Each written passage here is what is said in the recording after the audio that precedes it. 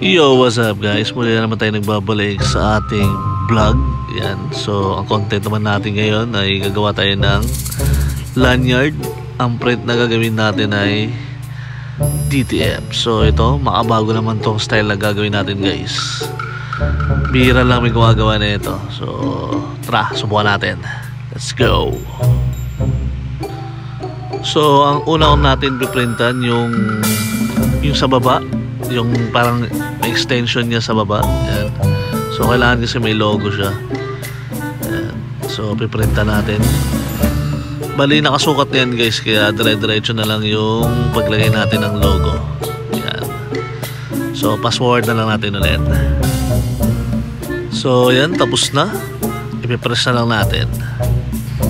Sa unang press 5 seconds. At sa pangalawang press naman natin ay 10 seconds. Okay, next naman tayo dito. Yan. Pagpapantay-pantayin ko muna yan sila. Yan. So yan, sinukat ko muna guys para sakto talaga. Yan. Nung nasukat ko na, yan, dire-diretso na lang yun guys. So susundan na lang natin yan. Pare-pareho ng sukat yan. So yun, okay na guys, press na natin ulit. Ganun ulit, 5 seconds unang press. Sa pangalawang press 10 seconds. Eto na guys. Ayan o, ganda. Mas maganda siya kaysa sa sublimation. Mas malinaw yung pagka-print niya. Ayan o, quality. At sa kabilang side naman, ganun pa rin ang gagawin natin. Yan, nakasukat pa rin yan guys. Same pa rin dun sa una natin ginawa.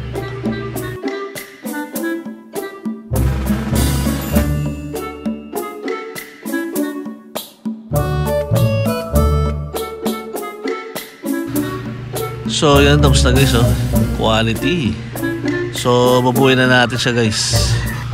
So ito yung mga isa pa sa mga kailangan yung gamit. Yan, soldering iron guys, para sa pagbutas ng lanyard natin.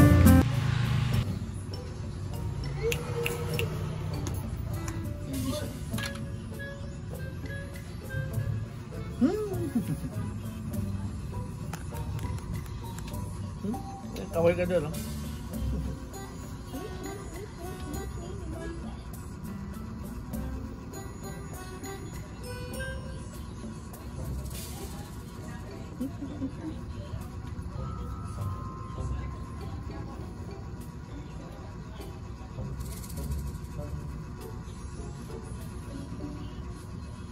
Kawal ka doon. Kawal.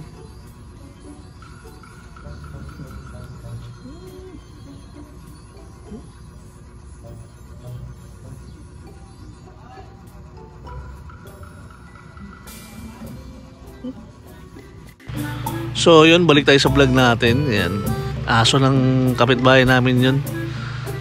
Tumatambay lang yun dito sa shop ko pag ano, gumagala-gala. Yan, ganyan. Napabayaan ng amo eh. So ayun, balik tayo dito sa ginagawa natin guys. Yan. So bali itong lanyard na to, yan, iinitin natin yan guys. Yan, para matanggal yung mga himul-mul niya. Yan. Kabilaan dapat yan. Yan, pati yung isa. So after natin mapaso yung dulo ng lanyard, yan, papasok na natin siya dyan. Tapos hatakin nyo na ng konti. Yan, yan, okay na. Pwede na natin siyang tusukin. Ayan, para magkabutas. Tapos yung pin button. Ayan, dalawa yan, male and female. Tapos splice lang gamit ko. Yan, okay na, diba? Bilis lang guys. Tapos ito naman yung next natin gagawin, yung extension nya.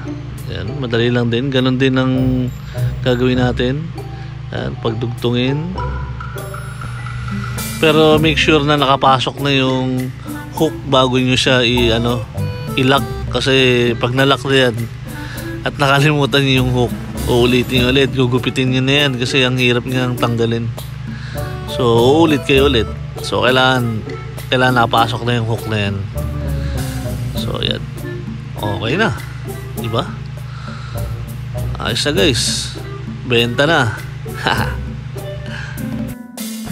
So dalawang company nga pala yung nagpagawa sa atin guys. So ito naman yung isa, yan, sa T-Mobile. Shoutout kay Jobay, sa classmate ko na lagi nagpapagawa sa akin. Yan, salamat sa suporta mo. Ayan, so yan, pareho lang din guys, ipapass forward na lang natin para makita nyo. Let's go.